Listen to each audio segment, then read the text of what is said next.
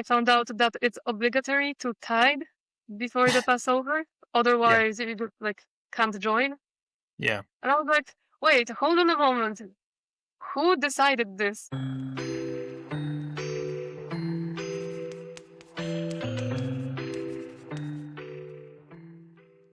Hello, everybody. Welcome back to the channel. Thank you so much for being here. We have another WMSCOG interview. I haven't done one probably for 2 or 3 months now, so I'm pretty excited about this one.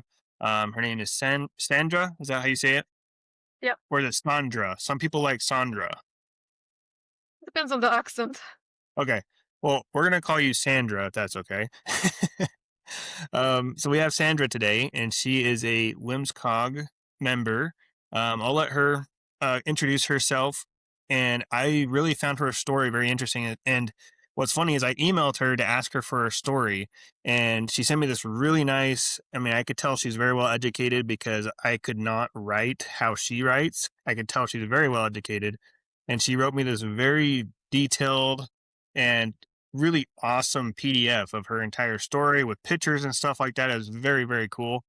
And then my wife was like, "Why did you ask her to interview?" And I was like, "No."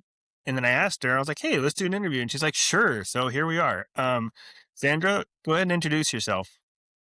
So I'm Sandra. I used to be a WMSCOG member for approximately 2 years, and I just left recently, of course.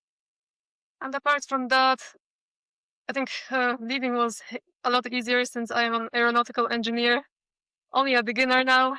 Um, but definitely critical thinking is necessary just to avoid the trap. Yeah. Yeah. And I mean, you being an aeronautical engineer, you can't really afford to have your brain put in a box, I don't think. No, especially myself, like the critical thinking is every single day. And of course, at the beginning, I believed some words that the sisters were preaching. Yeah. But after a while, I started noticing weird patterns, the same lessons being repeated all the time. Yeah. And, that kind of stops critical thinking. So I started thinking to myself, yeah, I need to learn something more, something new to actually be able to make a critical decision about that place. Hmm. So, um, this is how everything kind of ended because I started asking too much questions that there was no answer for. Uh-oh. Uh-oh. Awesome. Um, so let's start from the beginning then. Like, when I mean beginning, what was your upbringing? Were you raised Christian? Were you raised another religion? Were you raised atheist? Let's start there.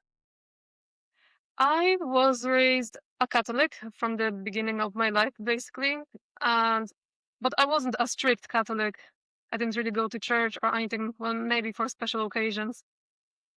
But I did read the Bible a bit um, before being dragged into the church, so I sort of knew Okay. something. Okay.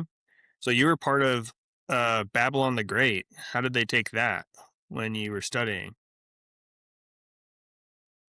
Well,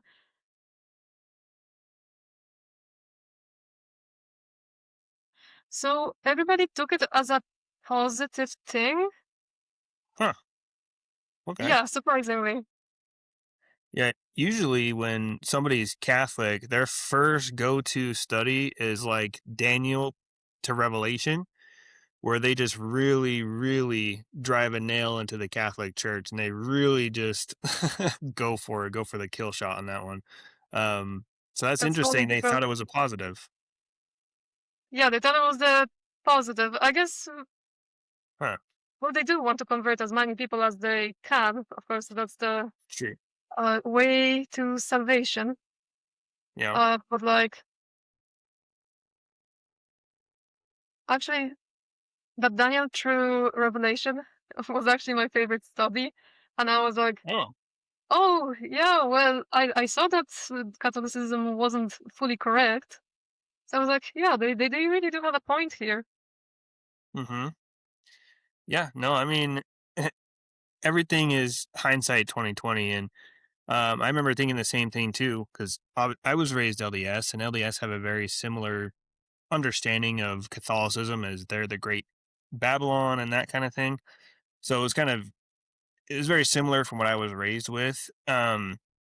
But when you actually look at Daniel's prophecy and Revelation, you actually examine their so-called facts, you'd be surprised how quickly that whole historical study falls apart almost immediately. But anyway, that's neither here nor there. This is not a doctrinal breakdown by any means. Um, One thing I want to ask is, how were you approached? Were you approached on campus, university, a community college? Like, how were you Nope. found?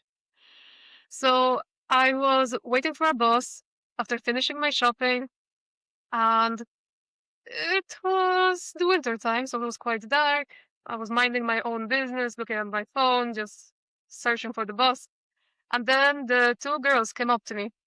Now, they were not on duty or anything.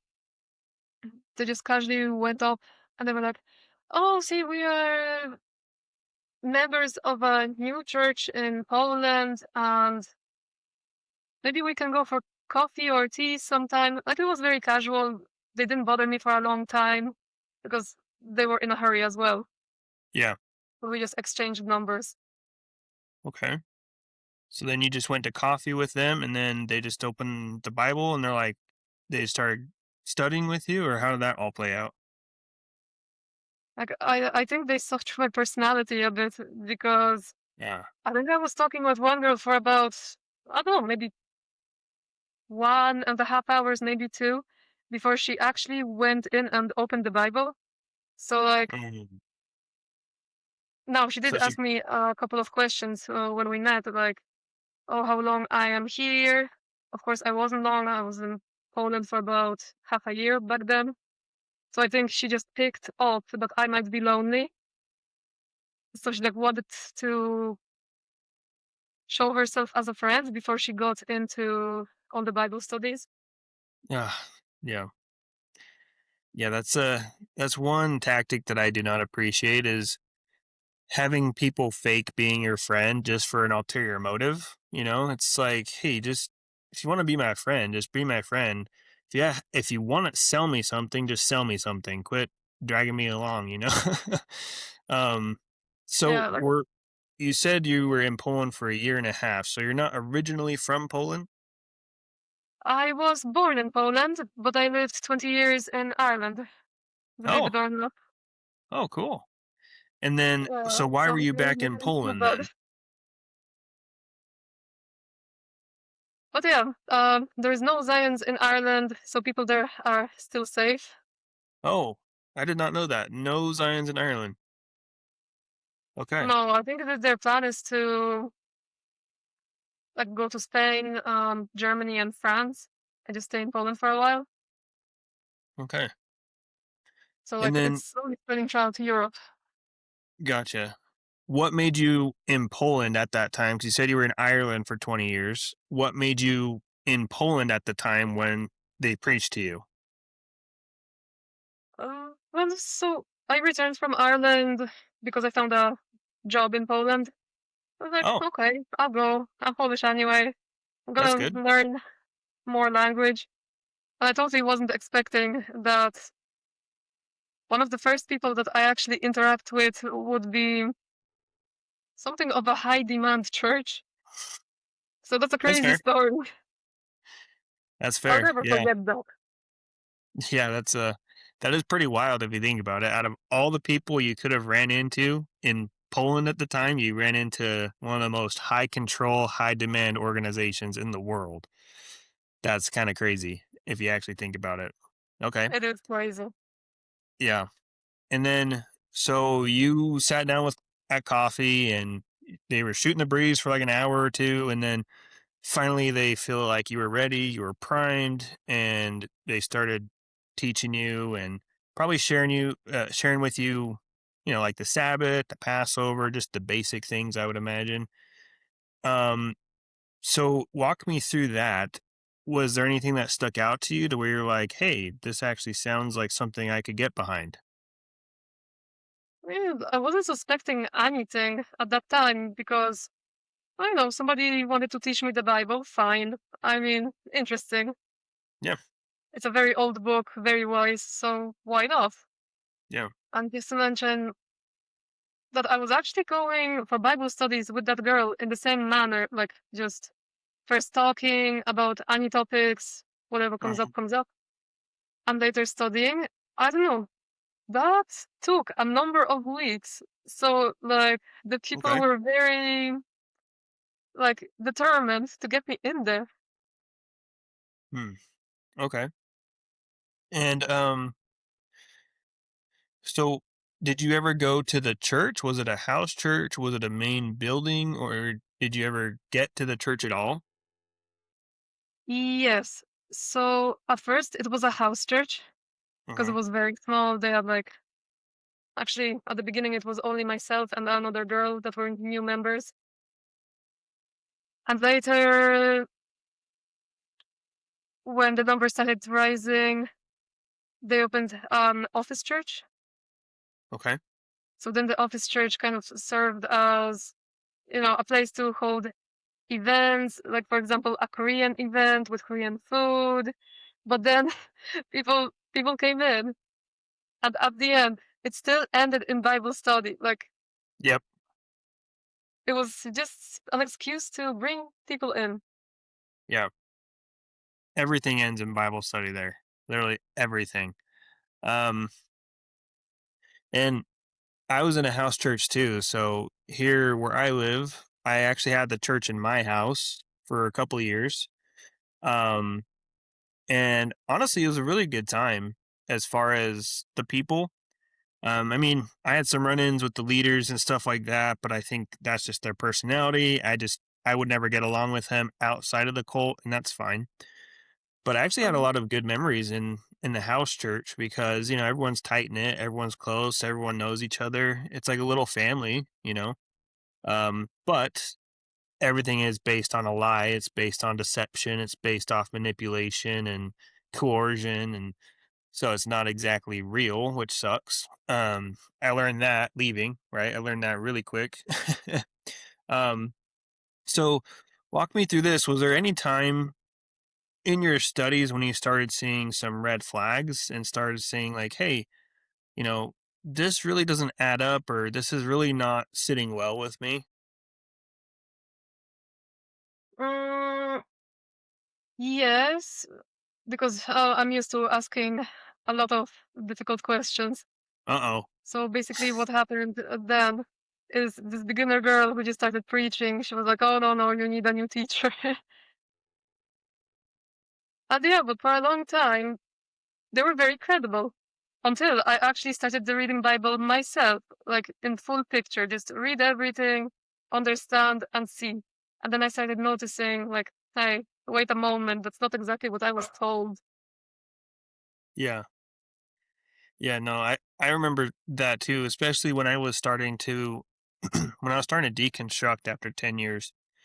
I remember sitting in the audience, listening to the sermons, listening to them deliver the sermons, and I remember they would read like one verse out of a whole chapter, and I found myself reading before and then reading after, and the other chapters and stuff like that to really see what the context was. And I started noticing that same thing was the verse they're using is completely out of context of what is actually transpiring in the passage itself. And I started seeing that all over the place with whatever they were teaching. They would say, oh, well, yeah, X and Y equals Z. But I'm like, that's not what it says here.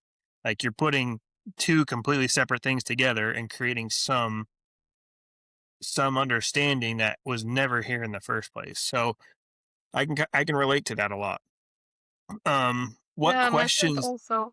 So if you take such a large book, I don't know, like more than 900 pages, Yeah, then it is really easy to just make up your own story and start another religion. Maybe that's why there's so many of them because everyone is picking out bits from the Bible. yeah, I'd agree. What was some of the questions that you were asking that they were like, "Whoa, what are you? No, we don't ask those kind of questions here." Uh, so the first one was asking about the Sabbath. Okay. Because, okay, we studied about the Sabbath and everything, but it was only from the Old Testament. And in the New Testament, like, okay, Jesus only preached during the Sabbath. Same with Apostle Paul, only preached during the Sabbath and only 3 times for some reason. But then all the other Matthew, Mark, Luke, and John Gospels, like, there's 5 witnesses here that do not mention that Sabbath must be kept. It only said that people just preach during the Sabbath. Yeah. So And what was then their after that, response? I started asking questions. Like, okay, so that's a bit not consistent. So in that case, where do the 3 services come from? Yeah. And nobody was ever able to just confirm it for me. Which is weird because that's like their basic teaching is they go to Sabbath and they have 3 services and they say, well, everything's in the Bible, right? We do everything by the book, everything by the Bible. But then you ask them basically, okay, well, where number 1, where does it say that we must keep Sabbath? And number 2, where does it say that there's 3 services on the Sabbath? Like, I'm confused. And they can't even answer that. And that's, I mean, how basic is that?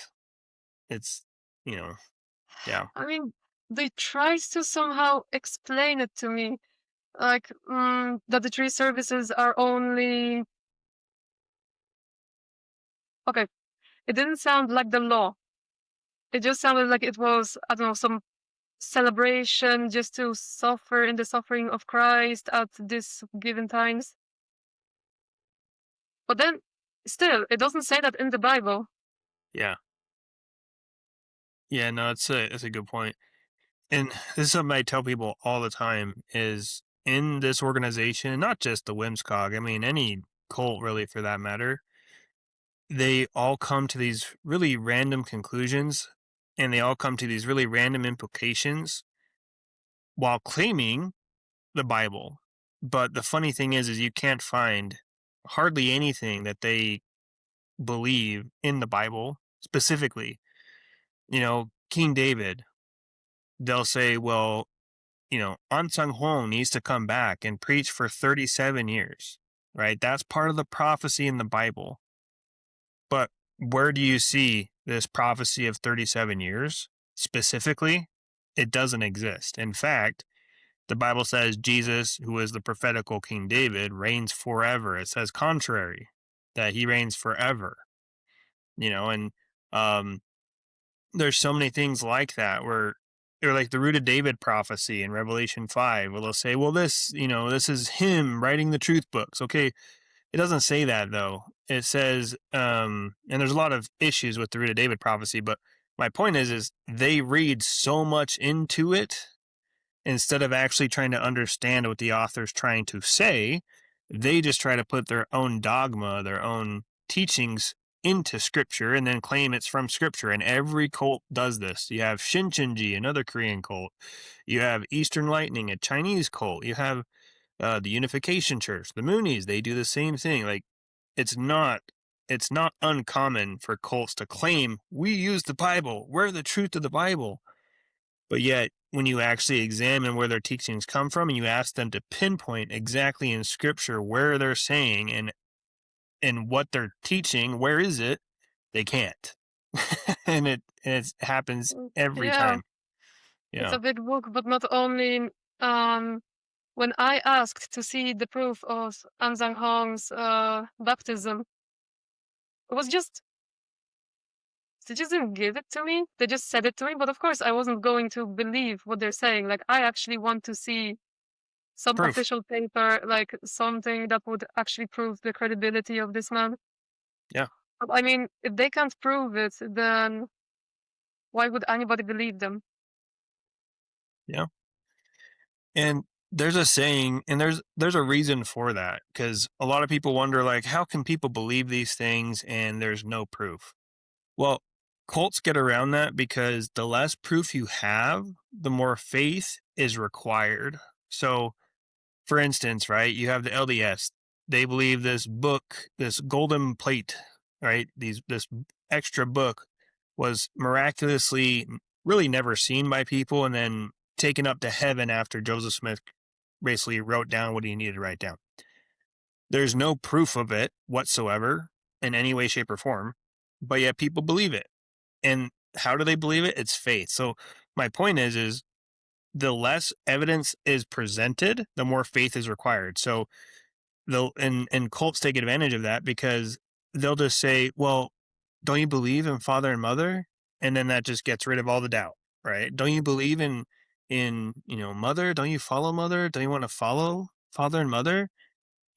And then that just silences all doubt. That creates more faith, and then they don't need evidence at that point because again, the lack of evidence requires more faith, and the more faith you have, the less evidence you need. And so that's kind of their goal is they don't want you asking questions. And so you asking these questions, especially so early on, is very problematic for them. I'm sure they hated me for a very long time for this. Yeah.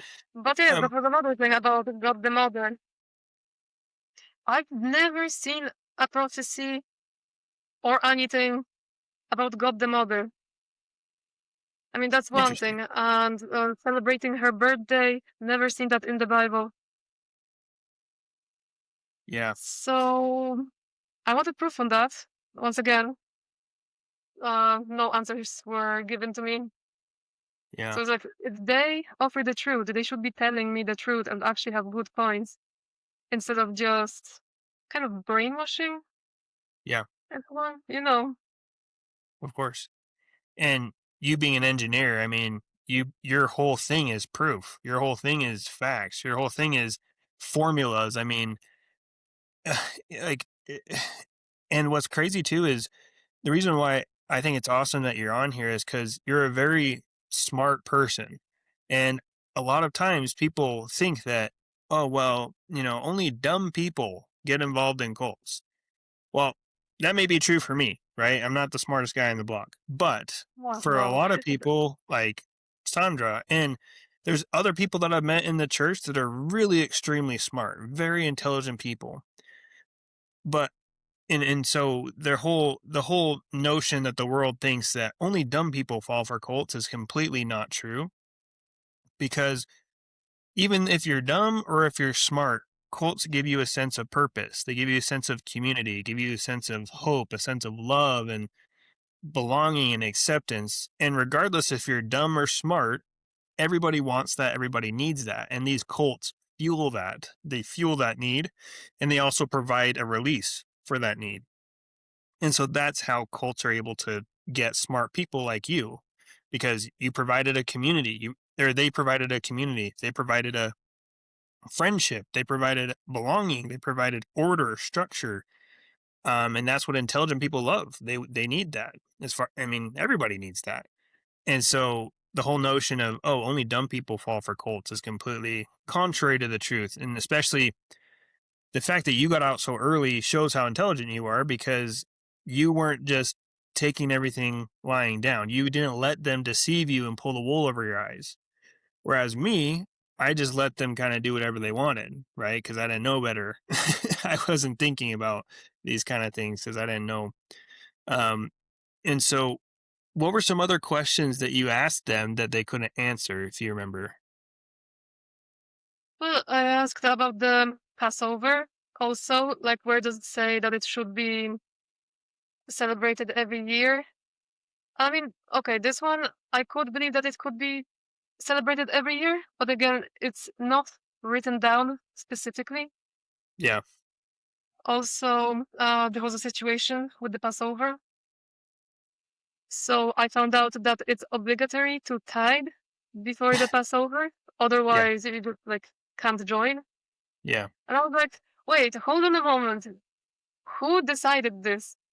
Also, they were like, one girl said to me, oh, well, this is just the decision of the church for this year. And I was like, what? But we're supposed to like follow the Bible, not some organization decision. yeah, But of course, that means, okay, if I don't pay, then my soul is going to hell and they would let me do it. I was like, but then again, the new members that joined recently, they didn't have to pay. So, like, Hmm. where's the equality? Yeah. I mean, And of course, what's funny, probably the new members, if they heard they have to pay 10% of their monthly income, they'd be like, oh, hell no. They would just right? go. Yeah, no way. And that's what's so devious too is they'll say, come receive the free gift of the water of life, right? But then they'll also say, well, actually, you have to pay in order to receive this free gift of salvation, right? And it Yeah. just, it's, you can't, they try so hard to have their cake and eat it too, you know? Um, but yeah, as a new member, of course, they would never say, "Hey, by the way, you want to learn about God? It's going to cost 10% of your income." They would never say that up front, and that's what drives me nuts. Is these cults? At the end of the day, right? If they presented everything up front and had a list of everything that you're required to do up front, and people still joined, I wouldn't care, right? It's like, hey, you knew what you were getting into. The writing was right here. You knew everything. But unfortunately, cults don't operate like that. They hide all their nefarious plans for you and all the extortion, exploitation. They hide it and they slowly work you up to it after years of brainwashing or months or however long it takes. And then they start feeding you the hard stuff and start, separating you from your family, taking your money, making you do forced labor for the church, etc. Again, if they had everything listed up front of everything that they expected of you and what you were going to do, I would be fine with it. But again, they wouldn't exist because nobody would join that in their right mind, right? That's too honest. Yeah, um, of course. So yeah, much time lost. I mean, if a church is really credible and they really are good, okay, fine. It's a person's decision if they want to do it or not. yeah, But just because they're slowly adding in the pressure and won't even tell the truth, it's just suspicious. it is. I mean, It is. okay, as well about tithing. Tithing is in the Bible, and okay, I don't know much. I'm just reading it. Yeah, Um, so yeah, it is in the Bible, but who said that a person has to tithe without even being sure about the church that they're in? yeah. No, I agree with that actually because tithe in the New Testament, it's, Paul makes it very clear to give according to what's in your heart, not under compulsion. Which the WMSCOG will use that verse, right? They'll say, "Oh, God doesn't care about your money. God just wants a cheerful giver. God doesn't want you to give under compulsion." But then out of their same mouth, they'll say, "If you don't tithe, you're going to go burn in hell." Now, Yeah, if I'm not a smart man, but I know that is considered under compulsion because you're doing it out of fear of hell, which is by the definition of compulsion. And so tithe in the New Testament is not a set number. It's whatever you give. It's whatever you decide in your heart, whatever God put in your heart to give, right? That could be 10 cents. That could be 10,000, right? And as far as the frequency, as far as the amount, it's not stated in the New Testament, you know? Um, and the thing is too, is if you're going to give your money to a church, why not have the church be transparent with you of where the money goes? What's the money being used for? You know? yeah, big question. Yeah, But and just they won't answer. organizing it. Yeah. They won't answer it because they don't want you to know where the money goes. That's the simple matter of it is they just want you to pay like a good little sheep and they will use it however they see fit because you're a sinner. What do you deserve? You don't deserve anything. You don't deserve to know where your hard-earned money goes and who knows, it could be going to someone's Corvette. Who cares, right? Like no one Yeah, they knows. also said something along the lines of that humans are the most attracted to their money in this life, in this physical life. But if we tithe, then we are being closer and closer attached to heaven because this is where our heart goes. Wow. Yeah. So so apparently their God is also attracted to money too, right? Because, you know, we're so arrogant with our money that we need to give our money to this church, but at the same time this church is also demanding our money or else it's hellfire and judgment. So it's like, who's the one with the money issue? Like, who's the one with the selfish ambition and the lust for riches? Like, last time I checked, I didn't threaten anybody over hell for not giving me money, but this organization who's claiming to be God is threatening me with hell over me not giving their money. Like, what is going on here? Like, what? That's true. I'm pretty sure that the money they take from people, it just goes to the pastor, and he can just travel the world, visit all of the Zions everywhere, every now and then. Because the pastors go around like pretty often. Oh yeah. In Warsaw, one of the pastors visited every 3 months. Oh That's yeah. often. Yeah. And he, of course, traveled from the US. So, long journey. Yeah. And I mean, it's coming out of the tithe, right? Um, which again, like, you want to give, and to the WMSCOG members watching this, you want to give money to the church. I'm not saying don't. All I'm saying is that if you're going to give your money to an organization, they have a responsibility, especially if they have the title of church, to be transparent with where the money goes, right? If it is going to a pastor's vacation, if it is going to a pastor's travel or this or that or the other, you as a donator, a tithe payer, should at least see, okay, how much is, right? Where is my money going? Especially if you claim to have God in the flesh and everything is on the up and up because you're the true church, there shouldn't be any issue why you can't have a spreadsheet for the members saying, okay, this is what the expenses were for this. There's no reason why you can't have that.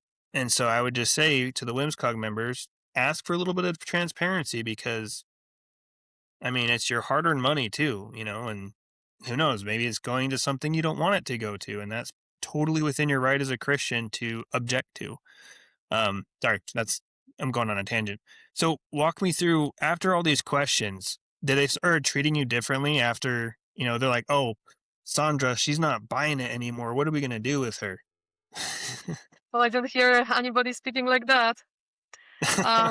But I definitely told the members that I won't be paying like the tithe anymore until I know everything and they answer every single one of my questions. And they were like, oh, okay, God doesn't benefit from your money or anything. But then again, I had to pay for the Passover See? anyway. What? No, and after that, I did appear in the church a couple of more times. But still, it was the same repetitive topics all over again. And they kept on telling me, complete the lessons in the new member school app, all of these types of things, and keep on reading the Yeah. Bible. Oh, okay. And just pray to God for faith. And that's what I did. And yeah, Hmm. the faith in them was definitely lost. Yeah. Yeah, that's crazy how they do that. So instead of answering your questions, they're like, just do our courses. Just study the Yeah. courses, study the basics, pray to God for faith. And I think what they're really saying is like, hopefully she gets brainwashed enough to the point where she just forgets her questions or just puts them on a shelf for later and then they get all dusty and nobody looks at them.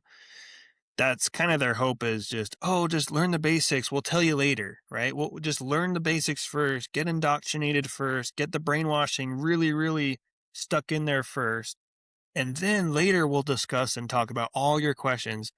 There's two folds to that. First of all, that later will never come. And the second part of that is they hope it never comes because they hope the brainwashing has done its job and you just forget about all your concerns and your questions at that point. Yeah.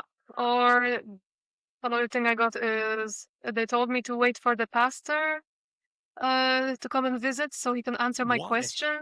I was like, okay, well, I could wait. Okay, I waited the first time. And the pastor was very busy, of course. I barely even had a chance to talk to him. because everybody was sharing fragrances, like everything was so busy. There was not even an occasion to see the pastor. Huh. Or sometimes the pastor had time, I don't know, on a random Thursday of a week, late at night.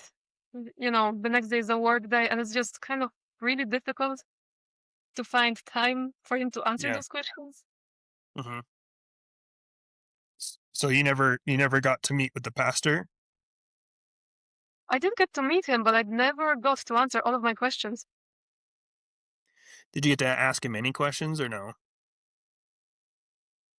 I mean, yes, a bit about faith, and he spoke a lot about Satan's work,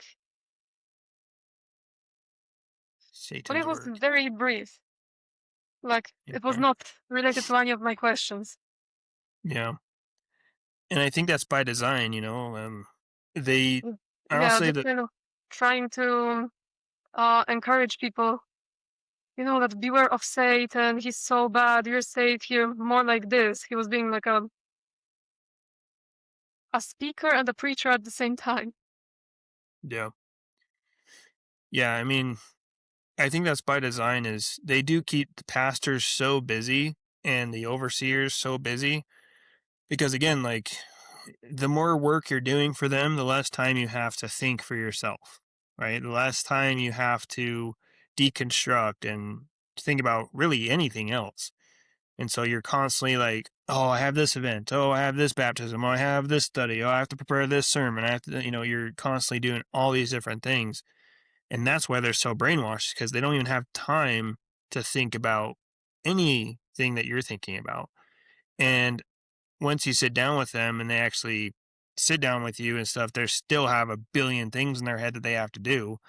And so they're just going to give you the basic answer and they're just going to and a lot of times too, like I've had friends that I've talked to in the ex-member community where they've even flown to Korea and asked the head office themselves all different kinds of questions. And then even the head office couldn't answer certain questions. And it's just like, the house of cards just falls. Yeah, I find it crazy that some members would go so far to go to Korea, like just for a church. Yeah. Yeah. I never went to Korea or met Mother. So, I mean, I never went that far, to be honest. But I know plenty of people that have that met her multiple times. And in fact, I have one friend who's in Korea right now. Um, he said after he met her, that was kind of the end for him because he could just tell that she wasn't God. Um, she didn't know anything about him. She didn't even know his name. She did not know anything, really anything about him. And he was like, it was just like meeting some random Korean lady and she had like there was no connection at all. And so he's like, after that, I was like, okay, I'm done. So it's kind of crazy because you see all the photos and videos of people meeting Mother and all this kind of thing, And which they're I'm sure it does happen. crying, so Yeah, grateful to God that they met the yeah, mother. But she's like, just a lady. exactly. Um, but they hype you up to it too, right? Like you see all these videos of people crying and hugging her and kissing her and all this stuff. And so they hype you up with the sad music and they really do an emotional toll to you. And then when you go there and you have that in your mind, that's why a lot of people, they already have this amazing expectation, but then it falls short a lot of the times. And people are just like, wait, what? Like this ain't it. This is not it. Like, what? God Uh, doesn't know my name? How come? yeah. I need a name tag, but she's my mom. I guess. Exactly. Yeah. And that's still, and they'll say, well, she's hiding her glory. And my response to that would be, well, can she not hide it so much? Like, it's pretty wild. Like, can she show just a little bit that she's God? Like, just a tiny bit? I mean, I know Jesus was made like us in every way too, but I mean, he walked on water. He raised people from the dead. I mean, he ascended, he transfigured. I mean, he did some stuff. Can we just get a little bit of that from Mother? Like just a tiny bit of godness? Nope. Okay. Sure. Oh, I Whatever. don't even know why do they think it's correct to think that she's the god. I mean, where did it all come from? Was Ahnsahghong Yeah. somebody else? Maybe it was another church organization. Well, you know what's wild is, um, they probably didn't tell you this, but Ahnsahnghong actually wrote a whole book dedicated to debunking a God the Mother theology. I've heard about that. Yeah, Yeah, it's a pretty good book, and he completely just. And what's funny is all the verses that we used in the cult to teach about God the Mother, they were the same verses that Ahnsahghong wrote in his book of debunking God the Mother and saying that you're insane, you're out of your mind, this is a scandalous teaching. You know, women like Suin, they'll cause trouble in the church. This is the unchanging truth of the church of God.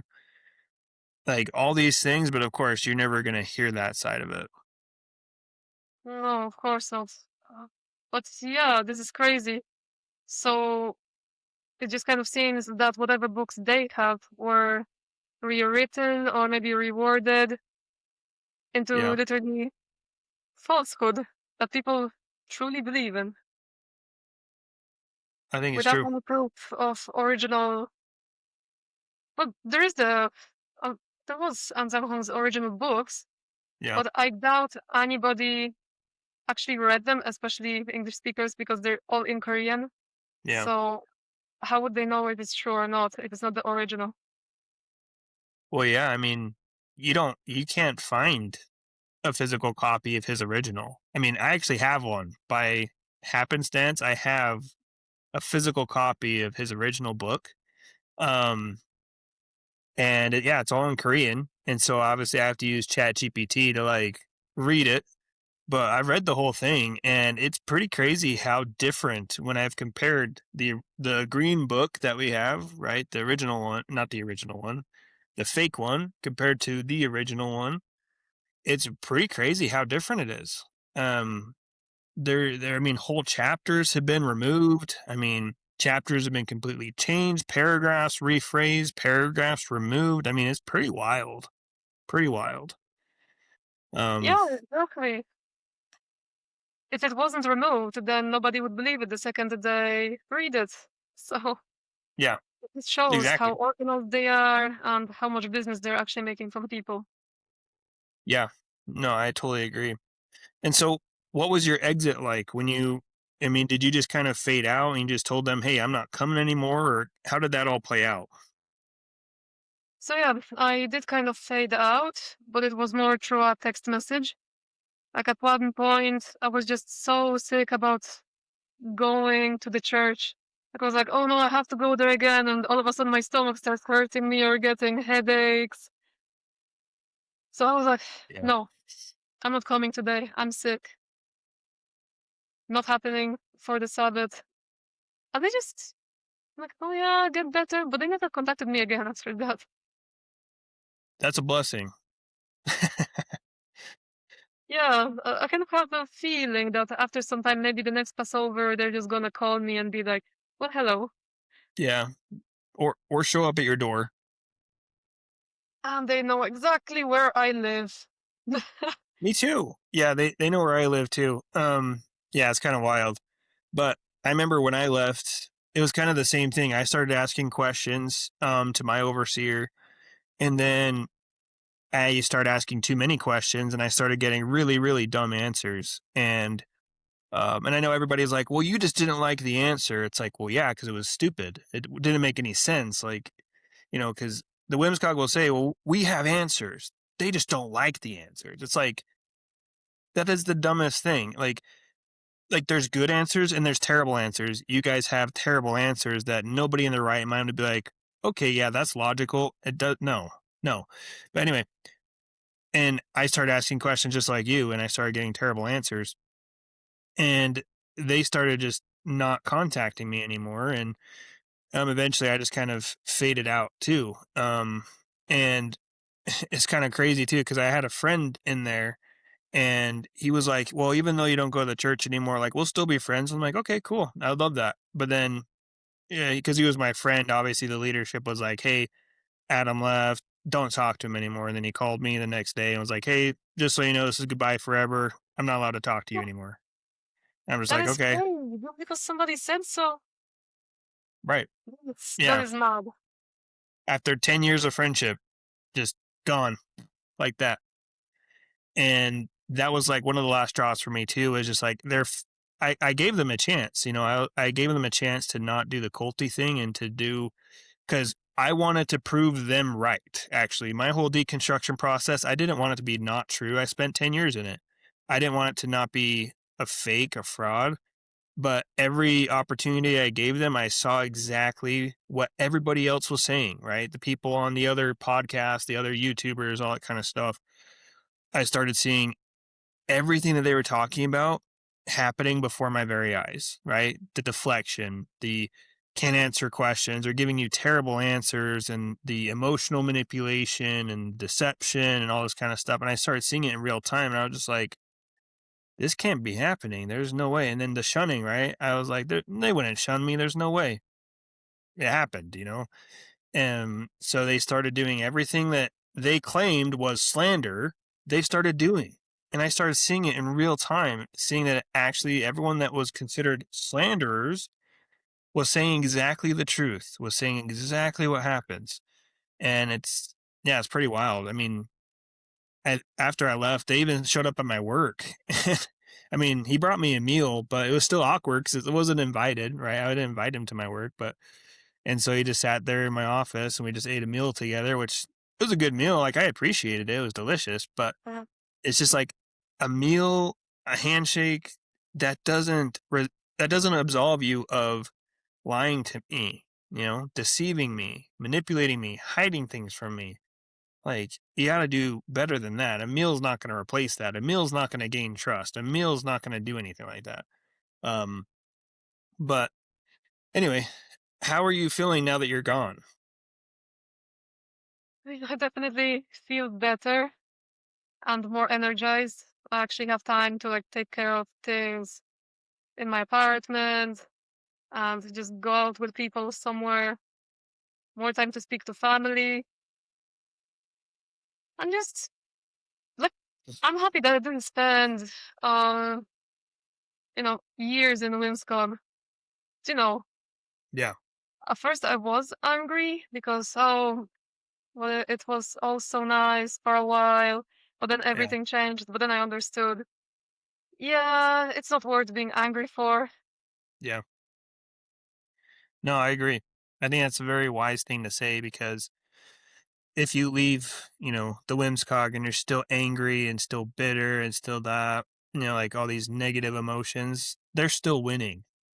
And I say that to whimsicog ex members all the time. Like, if you're still bitter, you're still hateful, you're still this, which I understand. I'm not saying it's not normal. I'm not saying I don't understand why you feel that way, but they're winning if you let them make you angry, if you let them make you depressed, sad, you're letting them win. And so the best thing to do is be positive, be happy, be at peace and heal. That's what they don't want, right? They want you to be miserable. They want you to be negative and happy and angry. They love it. It fuels them. And so that's my advice for any ex-member that's left is, like you said, just it's not worth being angry. It's not worth being negative. It's not worth, I mean, you've already given them so much. Why give them any more? You know? And Exactly, that's true. And not yeah, only that, but every negative emotion, they just turn the story that it's all the Satan's fault, and they yeah, keep on trying to bring you back into the church because there is no Satan, you're only with God. So they're yeah, like, oh, you feel bad? Come to church. And it's like, humans feel bad often. yeah. Sometimes It's yes, normal. sometimes no. So that basically means that the church is the only place to avoid bad emotions. That's not true. No, I felt that everybody in the church also, they were hiding their emotions. Like at one Man, point, I walked in and I was ready to ask those difficult questions, and I just saw so many smiles and God bless yous. But the yeah, eyes, they were angry. yeah. No, I I've seen just that knew before. they didn't want me there. Yeah, they're like, "Oh, get out! God bless you, sister." It's like, yeah, Yeah, no exactly. one can be real there. No, yeah, that's good. Um, so while we finish up, I just want if there's any Whimsicog members watching this, can you take a couple minutes and just give them some advice of what you would recommend if you were in their position? Well, I would definitely tell them, well, of course, to research. But if they feel that they cannot research it because they're afraid, they'll start asking very difficult questions, maybe even the ones that I did. Yeah, And just watch out, because also learning about calls, even if it's only a YouTube video, it helps as well to yeah, recognize the behaviors. But yeah, yeah, I definitely, I agree. hope some of my Polish friends are going to see this one day, recognize me, and actually solve their problems and find the truth themselves. Yeah, no, I agree. Um, that's something that we say every time on this channel is if you Whimsicog viewers, if you are in the truth, you shouldn't be afraid to research because the truth will stand up to the strongest of scrutiny. And if you research it and you don't come back to the Whimsicog, that's doing you a favor because it was never the truth. So you're not wasting your time anymore. You know, you don't have to manipulate, lie, deceive, and all these kind of things in order to uphold the truth. Like that just doesn't need it. That doesn't happen. That's how you uphold a lie for sure. That's how you, if you want to uphold a lie, deceive, hide, manipulate, coerce, exploit. Sure, that'll definitely uphold a lie. But the truth, not at all. Um, well, Sandra, this has been awesome. This has been really enlightening, and I think your story is going to help a lot of people. Any last words before we log off here? I don't know. I guess thank you for um, doing these interviews. I'm sure many people have watched them, and it did them better than to stay in the church. So you're doing a good job. No, I appreciate that. Thanks to God. Well, awesome. Thank you again, Sandra, for your time. And also, guys, thank you for watching. Please be sure to like, share, and subscribe. If you want to, join the membership. It really helps me be able to keep the channel going. It's very helpful, very useful. If you want to, again, I'm not threatening with hellfire or anything like that. So it's a free will offering if you want to do that. On the screen, you're going to see a recommended video and you're going to see a playlist. So feel free to check those out. Again, thank you so much, Sandra. And the rest of you, we'll see you on the next one. God bless. Thank you. God bless.